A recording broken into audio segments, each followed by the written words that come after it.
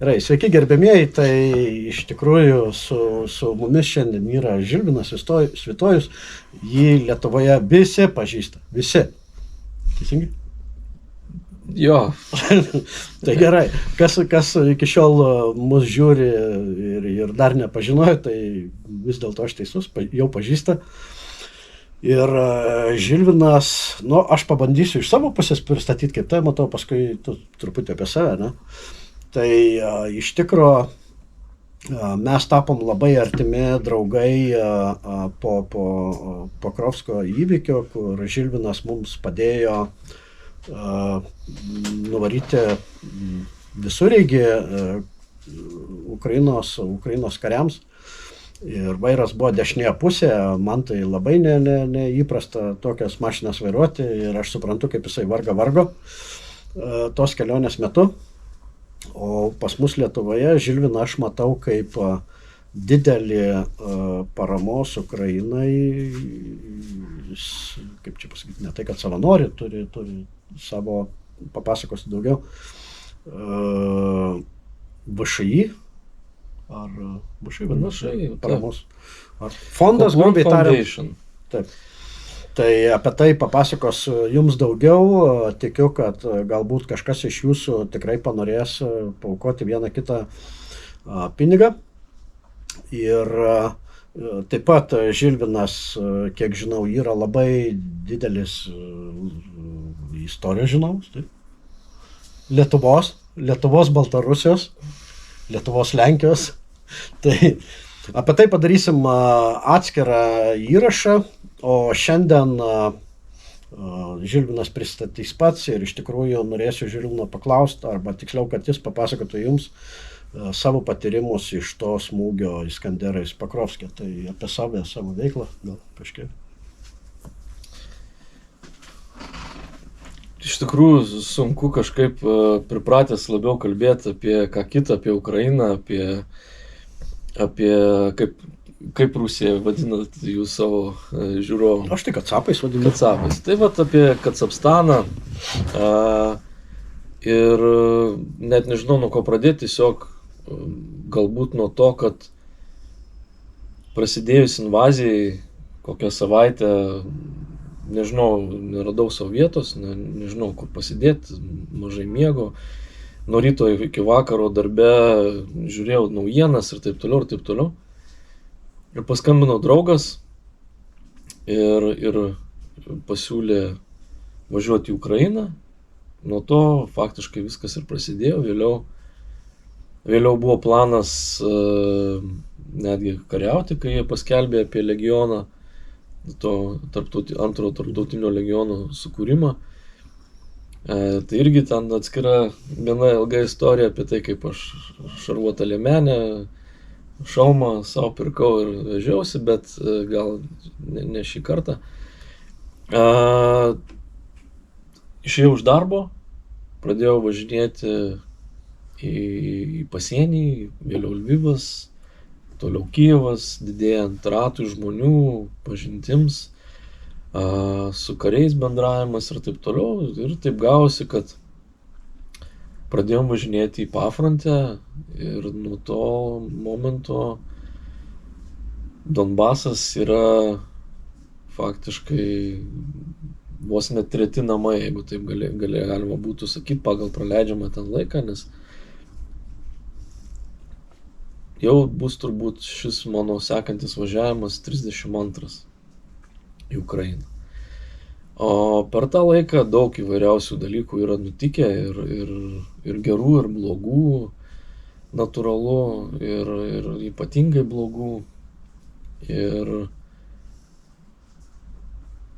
vienas yra labai svarbus momentas, kurį galbūt norėčiau pabrėžti, kad visi žmonės, kuriuos sutinki, labai greitai susidėlioja į gerų blogų lentynas. Ir kas yra svarbiausia, kad tie, kurie geri, iš tikrųjų jie dažniausiai yra nuostabus. Ne tai, kad tiesiog geri. Nes niekas tokia veikla neužsiema, sakykime, be emocijų, tai yra tai yra labai ir motyvuojantis, kiti galbūt bijo ir kaip tik juos demotyvuotų mintis apie tokią veiklą, bet tai yra tie žmonės, kurie negali sėdėti vietoje ir jie užtat ir yra patikimi, kad jie nori ginti savo šalį, padėti svetimai šaliai, mus vienyje visus nemeilė kacapams dėl istorinių skriaudų, šimtamečių ir taip toliau. Ir tai yra pats svarbiausias dalykas - žmonės. Tai labai džiaugiuosi atradęs tikrai nuostabių pažinčių, kai kurie žmonės pastoja man, tai su kuriais bendrauju, kad ir, pavyzdžiui, kai kurie ukrainiečiai, tai iš vis grąžina viltį, žmoniją ir taip toliau. Tai vat apie veiklą trumpai turbūt tiek. Jeigu į temą, tai aš prieš irgi, kol neužsiėmiau tą, kaip čia pradėti, savanorišką veiklą, gal taip reikia, Ukrainos-Rusijos karo kontekste, mano nuomonė apie žmonės, jeigu taip susiorint apie Lietuvos žmonės, buvo prastesnė. Aš galvoju, čia visi tokie, žinai, savanaudžiai, kiekvieną savo darželį, savo gilytę augina ir visą kitą. O iš tikro, per tuos 2,5 metų esu, kaip sakai, sutikęs labai daug nuostabių žmonių iš tikrųjų. Negalvojau, kad kaip sakau, buvau prastesnės nuomonės apie mūsų tautą, apie mūsų žmonės. Ir tuos pačius verslininkus, galvoju, čia, žinai, patys savo verslą daro, žinai, viską, bet ne. Tai va, yra visokių jo. Apie vis dėlto žmonėm esu prižadėjęs, kad užduosiu, buvai kartu su mumis, kai buvo Iskandero smūgis Pakrovske. Tai iš tikro privalau šitą klausimą užduoti, nes visi mes esam, kaip pasakyti, su savo patirtimis, išgyvenimais ir visa kita. Tai kaip tu aplamai, kaip žmogus, vat, potyris koks, ką jautėjai, ką matėjai, kaip tau viskas atrodė, žinai. Nes kaip aš žmonėm pasakau, man atrodė, kad taip, o pasirodo, kad viskas iš tikrųjų, kaip su tais daktarais. Kaip aš sakau, tai mes jau čia sėsim, važiuosim visą kitą, o daktarai sako, ramiai, sako, jūs dabar gulsite ligoninę ir gausite dozę vaistų. Kaip gal tą rytą atsikėlim, važiavam. Iš tikrųjų, viskas atrodė labai paprasta, nes mes ir nakvojom toliau, specialiai, ne visiškai ten mieste kažkur ir taip toliau, kad būtų tie saugumo reikalavimai išlaikyti. Aš atsimenu dar tuos pokalbius visus mūsų ir taip toliau. Ir tie patys kariškiai su mumis kalbėdami, jie apie tai diskutavom ir visą ką. Ir nebuvo absoliučiai tokio jokio pojūčio, kad tai gali realiai atsitikti, kad į mus paleis tą Iskanderą. Iš tikrųjų, faktiškai 2 paleido, jo. Pirmas toksai šalia, antras visiškai faktiškai, realiai mus, jeigu ten ne tos tvoros ir taip toliau. Tai va, tai nebuvo to tokio pojūčio, nes iš tikrųjų per visą tą laiką atsiradęs jau yra ir instinktas, ir toks, ir gana toksai, jisai, nežinau, kaip pavadinti, negyvuliškas, bet toks šuniška uoslė tiem dalykam. Ir yra daug atvejų buvę, kai tiesiog pasirinki teisingą kelią, nes jauti, kad į tą pusę reikia važiuoti, nors negali pasakyti, kodėl taip reikėtų daryti. Ir apie pačią raketą, lengviausia turbūt pradėti nuo to, kokie tai buvo fiziniai pojūčiai jo. Tai gal nuo to ir pradėsiu, nes tamsa, akise ugnis, mesgi iš pradžių galvom, kad mums kažką po kojom numetė jo, kad sprogimas įvyko va čia visiškai šalia, nes irgi toks buvo, visi, kad po kojom. Jo, kad visi, mes su kuo kalbėjomės, visi matė tą ugnį, iš karto dūmai, parakas, pilni plaučiai to sudegusio parako skonio, kvapo ir taip toliau. Ir keista, kad iki šiol negaliu suprasti, kodėl nebuvo jokio baimės jausmo tuo metu ir po to vėliau irgi nebuvo pojūčio, kad dabar man reikėtų slėptis po kažkokiu lapu. Aišku, visi mes ten sukritom į tuos krūmus ir taip toliau, bet tai labiau jau yra refleksinis dalykas ir žinojimas, kad taip reikia elgtis, ne dėl to, kad tave, sakykime, tas adrenalinas ten nunešė jo. Vėliau, kai mes jau kėlėm Richardą į vieną iš autobusiukų, kai atsisakė kareivis, tas mūsų kariškis kontaktas vairuot, aš pats nors gyvenime tų autobusiukų nesu vairavęs, bet tiesiog irgi net negalvojau, ta prasme, nesės, tiesiog ėmiau raktus, nes nebuvo, kaip aš esu gana toks bailokas vairuotojas, sakykime taip. Aš nenoriu pasakyti, kad čia kažkoks didvyris jo, bet esu gana bailokas vairuotojas. Man ne visada norisi ir lėkti ten ir taip toliau, ir jau galbūt su amžium ateina tas, kad, šiek tiek pristabdai. Bet tuo metu tų minčių jokių nebuvo. Aš autobusiuką iš viso pirmą kartą vairavau, ypač tokį dar didesnį. Ir viskas buvo tik tai apie tai, kad kuo greičiau nugabenti Richardą į ligoninę. Ir kiekvienas sankabos greičio pedalo paspaudimas buvo tik tai apie tai. Iš tikrųjų, man tik vėliau jūs pasakėt, kad aš greitai nulaužiau veidrodėlį, kurie mums nepasitraukė iš kelių, nes prieš važiavau. Bet man tai buvo viskas. Vat yra kliūtys, yra tikslas ir aš turiu kuo greičiau tai padaryti, nes galbūt trečias bus smūgis, pilna mašina žmonių. Taip. Ir sužeistas draugas, kuriam skubiai reikia pagalbos.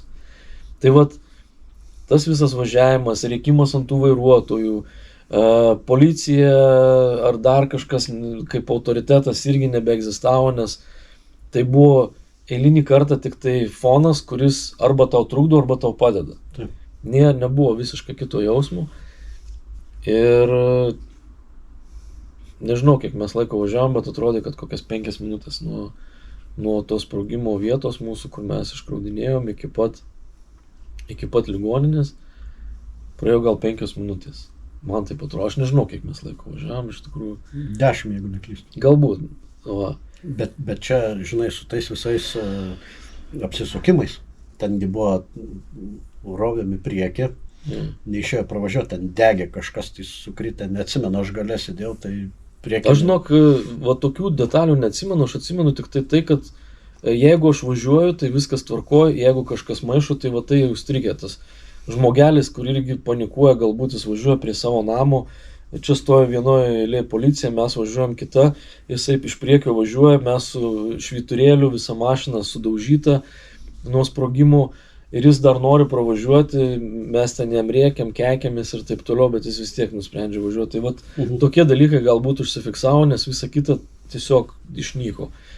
Ir paskui vėliau jau prasideda viskas, fiksuoja normaliai, kai ligoninė jau atvažiuoja tą neštuvą ant ratukų, kraunam mes į Richardą ir tada prasideda tas visiškai beprotiškas laukimas, kaip ten su juo bus, sėdėjimas ant to žolės, vaikščiojimas nuo vieno galo prie kito ir taip toliau. Tai vat tas momentas jisai įstrigo irgi gana ryškiai, kai mes tryse ten tik tai buvom.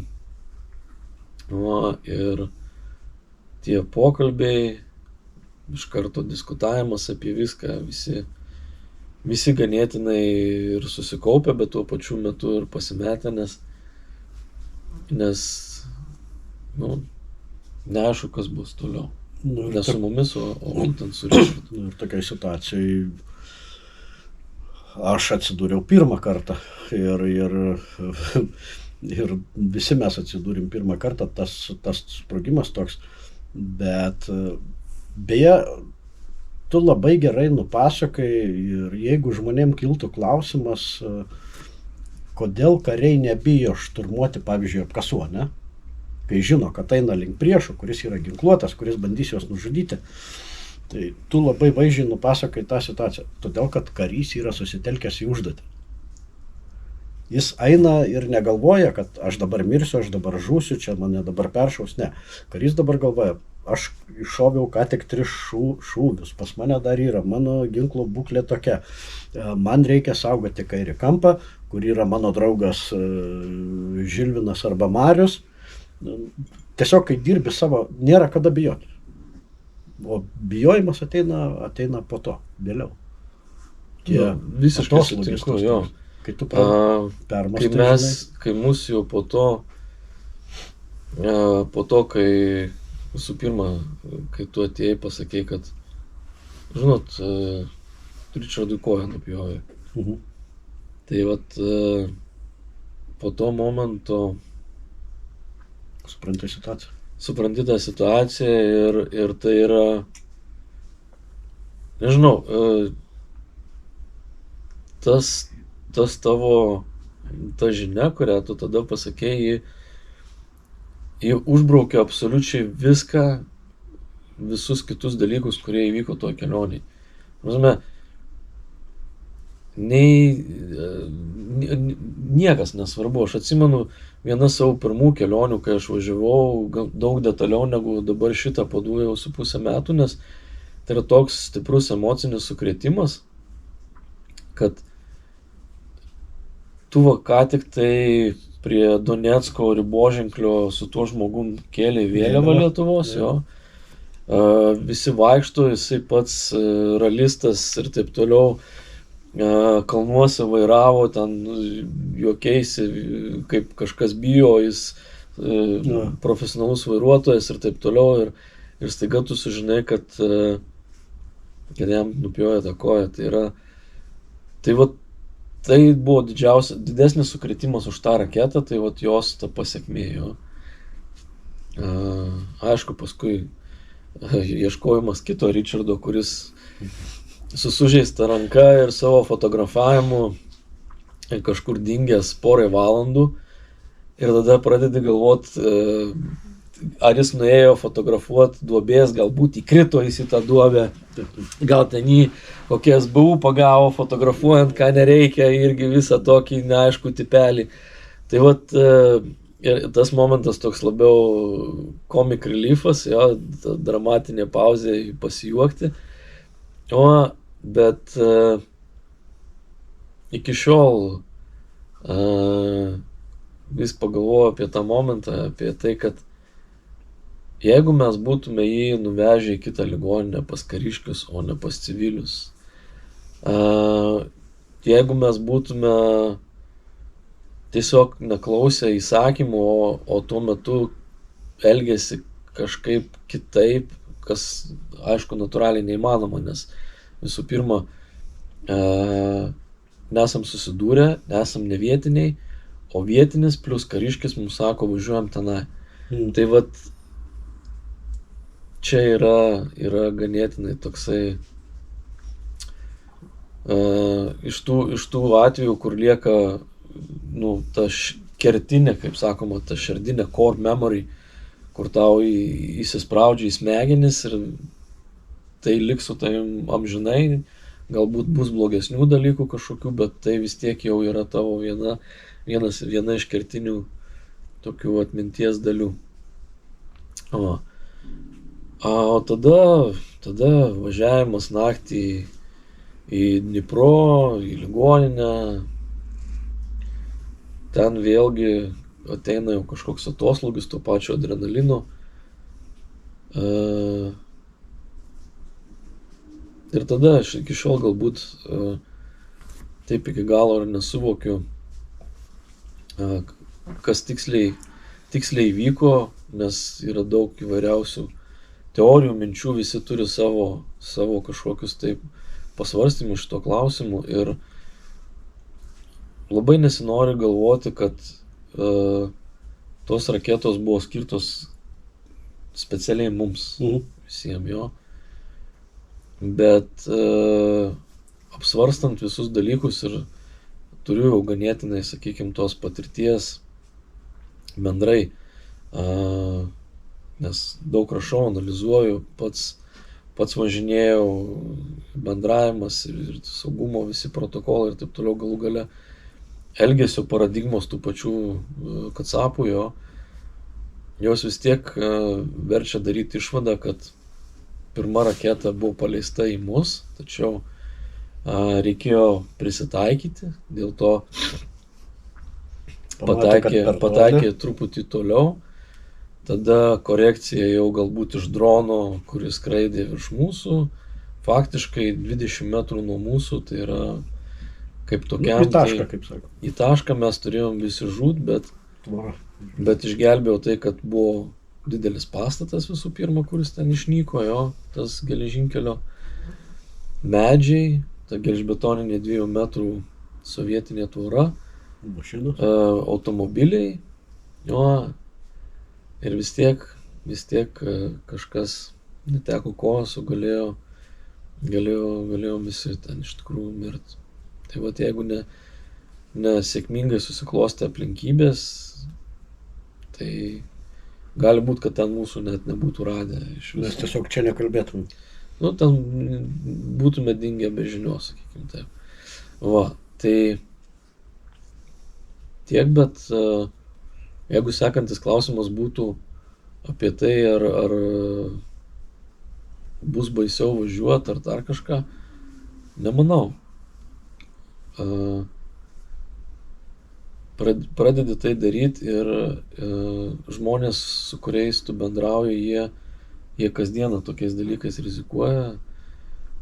Ir net aš 22 metais prie Charkivo netekau 8 draugų per vieną kartą, kurie visi buvo jaunesni už mane, tiesiog irgi savo šalies patriotai, terobaronų, juos nusiunčia prie Charkivo ir tiesiog 9 žmonės, vienas gyvas, 8 gradų pataiko ir per pirmą savaitę žūsta.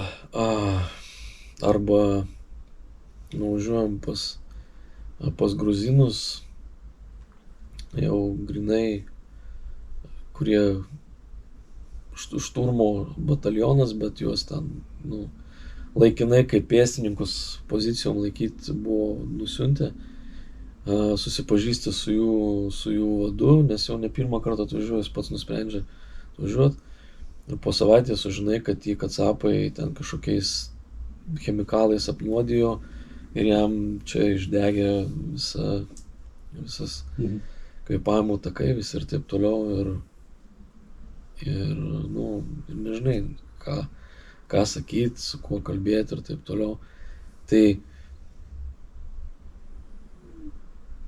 nėra noro tai užbaigti, noras yra padaryti daugiau.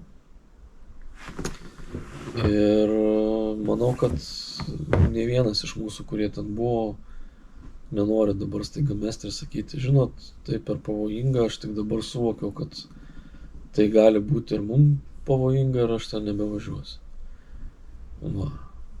Aišku, kai kam reikėtų ten nebevažiuoti iš tikrųjų. Neminėsim vardais tų žmonių, bet jie žino, apie ką kalba. Nes, vis dėlto, sakykim taip, yra dalykai, kurie yra irgi svarbus. Aš tai apie tuos, dabar kai mes po visų tų reikalų, ten aišku buvo ir prirašyta, prikomentuota, viskas gerai, žmonės reiškia savo nuomonę, kaip matė, taip rašė, taip kalbėjo. Aš tai mąsčiau, ar mes, arba tiksliau, ką mes turėtumėm padaryti ateityje, kad tokie dalykai nepasikartotų. Tai jau praeitoj laidoj, neatsimenu, minėjau ar ne, ar tik tai iš pokalbio kažkur buvo. aš primaščiau netgi tokių dalykų, supranti. Gal mūsų automobiliai per daug kariški, nes jie juodi. Aš tai pasakysiu, kodėl jie juodi. Tiesiog jie buvo balti, juodi matiniai dažai, kadangi mes dažėm ne kažkur servisuose, o patys. Taip. Tai atrodė logiškas sprendimas iš tikrųjų nudažyti juodais matiniais dažais. Ypatingai po to, kai mes vieną kartą buvom pafrontei, čia kai 24 brigada persidislokavo iš Papasnąją į Chersono apkritį, Chersono išvadavimą. Mes pas juos atvežėm paramą su baltu busiku. Nes tiesiog jis buvo baltas. Yeah. Ir turėjom bėdų jį maskuojant. Dedi ant jo tą šakas, supranti, kaip balta, tai balta. Tai sprendimas buvo ar žaliais dažais, ar juodais, ir atsimenu, kad kažkaip tai firma sako, va, yra juodi matiniai dažai, davai. Tai va, pagrįšiu. Galvojau, gal tos mūsų mašinos per daug kariškas. Gal nereikia jų tada dažyti. Galbūt ant jų užrašyti, kaip Richardas juokėsi, maisto prekės. Ar ten maisto produktai, ar ten duona, žinai, kad žiūrėk, tiesiog komercinis transportas. Aš irgi apie tai galvoju, žinai, apie tas, tuos dalykus. Matai, žiūrėk, tai yra labiau, žinai, sutapimas, ir aš suprantu, kad mūsų noras padėti dažnai pakiša mum koją, nes kartais mes paskubam, nepagalvojam, padarom dėl jų savo sąskaitą. Ir va čia yra tas niuansas, kad, žiūrėk, kokia situacija, ar jie būtų nudažyti ar nenudažyti, tai buvo 2 automobiliai lietuviškais numeriais. Taip. Ir vienas automobilis britiškais. Taip. Džipas. Jo. Buvo daug žmonių, tarp kurių vienas atrodė labai impozantiškai. Jo. Kaip vos ne kažkoks aukšto rango karininkas. Tai kaip aš įsivaizduoju, 2 autobusiukai, lietuviški numeriai, britiškas džipas, ne? Tai čia važiuoja apsauga su ryšio priemonėm, o čia džipas pabėgimui, jeigu ką, žinai. Evakuacijai, ten per laukus, ištempimui, nes tokie protokolai NATO, jo. Tai, o kaip nuvežti tuos, sakykime, tą krovinį, kuris tenai buvo tuose 2 busuose, kaip atiduoti tą džipą, reikia visiems tada atskirai važiuoti, dar naudoti kažkokias dar papildomą konspiraciją ir ten kažkur susitikti ir taip toliau. Tai čia jau reikia daryti tada realiai vos ne bondinius kažkokius tai sprendimus, ten slėptis, kažkas sustoja, palaukia, ten visi turi su racijom būti, dar kažkoks vienas taktikas, kuris rašo, tiksliai visą planą apgalvoja, susiskambina su žiūronu, pasižiūri, pasikelia droną ir taip toliau. Daug galima prigalvoti įvairiausių tokių jo Jason Bourne stiliaus filmų reikalų, bet... Ir tada tu sustoji bet kurioje kolonėlį užsipilt kur arba nusipirk hotdogą ir vis tiek supranta, kad tu užsienietis. Būtent. Ir čia realiai nuo to nepabėgsi. Aišku, tai yra patirtis, kuri daug duoda įvairiausių peno pamastymų, ne? Tai vienintelis dalykas, ką galima padaryti, tai tiesiog, žinai, važiuot skirtingais kažkaip maršrutais, žinai, susitikti atskirai, bet vėlgi, tarkim, mes negalim sakyti, sugalvokit mums 3 taškus iškrovimų dėl mūsų. Ne? Tai dabar paimkim tokį atvejį. Atvažiuoja pirmas, išsikrauna. Perės į paranoją. Atvažiuoja antras, išsikrauna. Atvažiuoja trečias, išsikrauna. Tai dabar grįžkim prie tų momentų, kad viskas turi būti daroma greitai, pas mus viskas gana greitai ten ir įvyko. Jo? Tai pirmas atvažiavo, išsikrovė, jeigu ten yra ždunai tie, kurie pranešinėja, jie sako, atvažiavo busas lietuviški numeriai. Taip. Nes jie mato, seka, ne? Okei, ne. Atvažiavo antras užsienietiškas, irgi kažką veikia. Tai dabar žiūrėkit, tai atvažiuoja trečias, tai jau kiek turi laiko praeiti, tai ten gali gali į antrą paleisti. Bet kuriuo atveju. Bet kuriuo.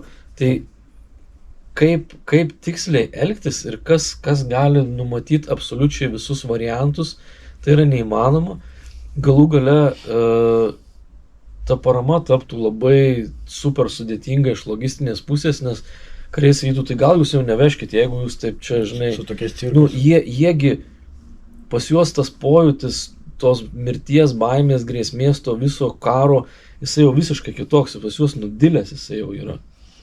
Ir jiem ten važiuoti kažkur už fronto, gal už 100 kilometrų, kad ten kažkas kažką atveš, tai kartais gali būti sudėtingiau, nes, pavyzdžiui, jeigu jie išvažiuoja ten 2 ar 3, tai gal jie poziciją savo susilpnins, ar dar kažką, gal karininkas, nesvarbu. Gali sukompromituoti savo tą patį būrį. Tai vėlgi, mes turim takytis prie jų ir turim klausyti, ką jie sako. Mes padarėm šito kelionį viską, ką mums sakė kariškiai, patys pagalvojom, dar pasiūlėm, galų gale, kaip ir sakau, mes nakvojom už 50 km, nors galėjom tam pačiam Pokrovske pas tos pačius karius ten nakvoti, fotografuotis su Kalašnikovais ryte. Aš čia pozicijose, kaip man sunku, čia kad savai mane nervuoja, čia šaudojimus, wow, perveskit pinigų. Yragi tokių, kurie taip daro. Tai mes to nedarėm. Ir, gali svarstyti, mąstyti kaip nori, bet, ten kitaip nebus. Visi žmonės toje teritorijoje pasakė taip po šitų 2 smūgių. Pakrovske paskutinis atvejis, kai buvo tokio galingumo smūgis. Tai ir spauda taip rašė. Buvo prieš pusę metų ar kiek. Taip, sausio mėnesį. Ir po to jau, kai mus vežė į ligoninės, mes ten prasigulėjom savaitę, grubiai tariant. Ir paskui grįžus į Lietuvą, persižiūrės, tai buvo 2 savaičių raketinė banga į Ukrainą, pasakysiu taip. Tada buvo kalta ir viešbutį Dnipre, kaip tu sakai, gal 100 km mes galėjom kažkur tai, ar ten, kur nakvojom, mes nakvojom 80 km nuo tos vietos, galėjom ir ten išsikrauti. Aš žmonėm kartais sakau, kaip suprasti, kaip mes važiuodom, 2,5 metų važinėjom irgi jau daug kartų, visą laiką turim šalmus, šarvinės liemenės. Ir nekartą žmonės yra klausę, sako, kaip tu supranti, kad laikas dėtis šarvinę liemenę ir šalmą turėti šalia, arba jau dėtis ir šalmą. Iš tikrųjų, tai indikatoriai yra patys kariai. Jeigu tu matai, kad Ukrainos kariai važiuoja, vaikšto su šarviniam liemenėm, tai tu net neklausk, tiesiog užsidėk. Jeigu matai, kad Ukrainos kariai vaikšto su šarviniam liemenėm ir jau su šalmu, tai irgi neklausk, užsidėk šalmą ir viskas. Būk kaip jie, neįsiskirk iš minios. Jeigu ukrainiečių kariai vaikšto ir automato nepalieka mašinui, o eina iki kažkur tai jau su ginklu rankoje, ką tai reiškia? Laikas iš ten važiuoti. Rusas gali išlysti iš bet kurio kampo. Priešingų atveju ginklą mašinui paliktų. Tiksliau, niekas nevyksta šiaip sau. Tai aš manau, kad mes tiesiog šitam reise atvažiavom į tą vietą ir mūsų užmatė, rusiškai tariant, navočikas, kuris nusprendė ant mūsų kailiukų užsidirbti pinigėlio. Rusiško rublio. Taip. Ir kai tu pasakai, kad praneši, kad žiūrėk, turiu taikinį ir tai yra, kaip pavyzdys, savanoriai. Pas jos 100% yra kainininkas ir tu už savanorius gauni ten, daleiskim, čia aš sąlyginę sumą įvardinsiu, 200 000 rublių. Bet jeigu tu pasakysi, kad atvažiavo NATO kariai arba karininkai, supranti, ta kaina iš karto pakyla nuo 200 000 iki milijono, supranti. Ir tada kacapai nepagaili 2 raketų, kurios kainuoja po 3,2 ar 3,3 milijonų. Jeigu apvaliai, $6 milijonai, 2 raketos. Ir po tokio smūgio, kaip aš sakau, vėlgi, jeigu tai buvo mestas užraportuotas taikinys, jie gauna vaizdo įrašą, kad vis dėlto mes visi susilipam aišku, su kraujuojančia ranka, su sužeista koja ir išvažiuojam iš tos vietos. Tai iš jų pusės tai turėjo būti didelis liūdesiukas. Nu taip, nes realiai faktiškai pataikė į mus realiai. Tai va taip. Ja. Tai tokie reikalai ir kaip tu teisingai sakai, aš tai irgi niekada neturėjau pagrindo abejoti arba netikėti ukrainiečiai, su kuriais dirbam, ir jeigu jie sako, kad atvažiuokit čia, tai vadinasi saugu. Sąlyginai. Kiek gali būti kare saugu, tai jo. Tai kadangi visur nesaugu, kaip šiandien. Kaip su Richardu buvo, kai jis Kijeve atsidūrė. Buvom Dnipre, mumis išvažiausia iš Dnipro, jam bevažiuojant iki ligoninės traukinio, kalė į viešbutį. Jo, Dnipre. Irgi visiškai šalia tos ligoninės. Tai jis gulėjo Kijeve, jau praėjo savaitė po to, jis gulėjo Kijeve, kitoj kelio pusėje kalė Ahmaditas. Jo, į vaikų ligoninę. Jo. Žinai, 100 metrų žiūrėjau Google Mapsuose, kaip tai atrodo, tai faktiškai 100 metrų nuo tos ligoninės, kuris ten buvo Kijeve, pataikė į tą vaikų ligoninę. Tai vienas iš smūgių buvo Gulnaros Požiūrienės ir Algio kieme iš jų balkonų fotkinta, kai pataikė pastatą. Ja. Tai va tos. Ir šiandien mums bekalbant vienas iš didžiausių Ukrainos apšaudymų, iš tikrųjų. Ja. Dabar neatsimenu, kuriame mieste. Čia tokia įdomi informacija, man įdomu, nežinau, ar jau girdėjo žmonės, bet jeigu neklystu, Krematorske pataikė į viešbutį, kuriame, nenoriu prisimeluoti, žuvo ar sužeisti britai, latviai, vokiečiai, žurnalistai kažkurio tai kanalo, ta prasme, užsieniečiai sužeisti vėlgi. Tai tokie dalykai ir mano supratimu aplamai civilinės infrastruktūros griovimas, tai tiesiog yra nusikaltimas ir viskas. Bent jau mane tai mokė. Jiem tai nebegalioja, jie atskira civilizacija ir ten, žinai. Jo. Tai va, su tom maskuotėm irgi aš sakau, gal taip, gal anaip, žinai, ir paskui finale jau damaščiau iki to, kur, žinai, jau tai pasidaro jau kvaila ir juokinga pačiam, žinai, nes tai daina iki paranojos, kaip sakai, iki veiksmų filmų, ten, žinai, ten vos ne Jameso Bondo variantai ir supranti tiesiog, kad atsidūrė toj vietoj. Važiuok, dabar, žinai, toks momentas, ant savo autobusiuko rėmėjų lipdukai pas mane yra magnetiniai. Ta prasme, atvažiavus į Ukrainą, jie bus labai gražiai nuimti, padėti salone, kol važinėjau Lietuvoje, Lenkijoje, viskas tvarkoja, bus reklamuosiu tuos žmonės, įmonė, kuri padeda, bet realiai važinėjant Ukrainoje jų nebus, nes ten yra Lietuvos, Ukrainos vėliava, misija Ukraina gražiai parašyta ir taip toliau, plus lietuviški numeriai, tai vat tokios išvados. O kadangi lietuviškų numerių fronte pilna, tai atskiras dar vienas kažkoks busas važinėjantis, jisai taip į akis nekris, bet lipdukai būtų jau vėlgi galimybė paleisti kažkokį. Aš netgi galvoju, žinai, ant mūsų mašinų tie balti kryžiai, žinai, kurie realiai rodo Ukrainos kariuomenę. Ar jie galėjo mūsų išduoti? Bet tai ten zuja pirmyn, atgal, tų visur reikia. Ne, čia kryžiai, ne kryžiai, supranti, kaip ir sakau, esmė yra tame, kad važiavo ne ukrainiečių kariai, supranti. Gal jeigu būtų važinėję, žinai, su pikseliais žmonės, galbūt tie ždunai visi, ten nebūtų niekas jiem nieko ten sakęs, nebūtų jie nieko raportavę, nes ten pilna tam Pokrovske tų kareivių ir apylinkėse jų ten pilna.